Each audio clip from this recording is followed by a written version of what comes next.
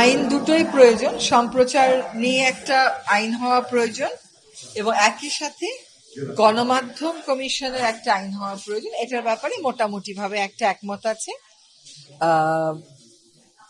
কারো কারো হয়তো একটু বলার চেষ্টা ছিল, যেটা হয়তো তারা পরবর্তীতে বুঝেছেন যে তাড়াহুড়া হয়ে যাচ্ছে কিনা। আসলে 54 বছরে তো হয়নি। 54 বছর পরে একটা আইন করবেন যদি বলেন এটা তাড়াহুড়া, তাহলে তাড়াহুড়া না। আই উড রাদার সে যে বেটার লেট দ্যান নেভার। যদি করা যায় তাহলে এটা ভালো হবে। এটা এই জন্য ভালো হবে যে এক হচ্ছে সাংবাদিকতার মানটাও একটু উন্নত হবে। এটাও কিন্তু সত্য যে বস্তুনিষ্ঠতার দিক থেকে এখন একটা প্রশ্নবিদ্ধ হয়ে গেছে। 16 বছর পরে সংবাদ মাধ্যম একটা প্রশ্নবিদ্ধ হয়ে গেছে।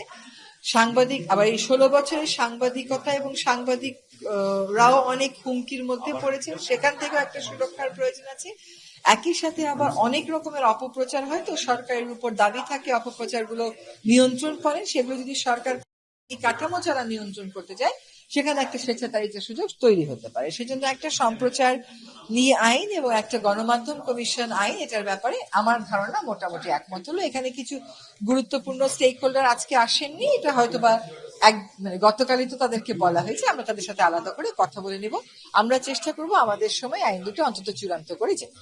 পার্লামেন্টে সে সমস্ত দেশেই আছে যেগুলোতে আসলে ফেডারেল সিস্টেম আছে, কিন্তু আমাদের মতন ফেডারেল সিস্টেম নাই।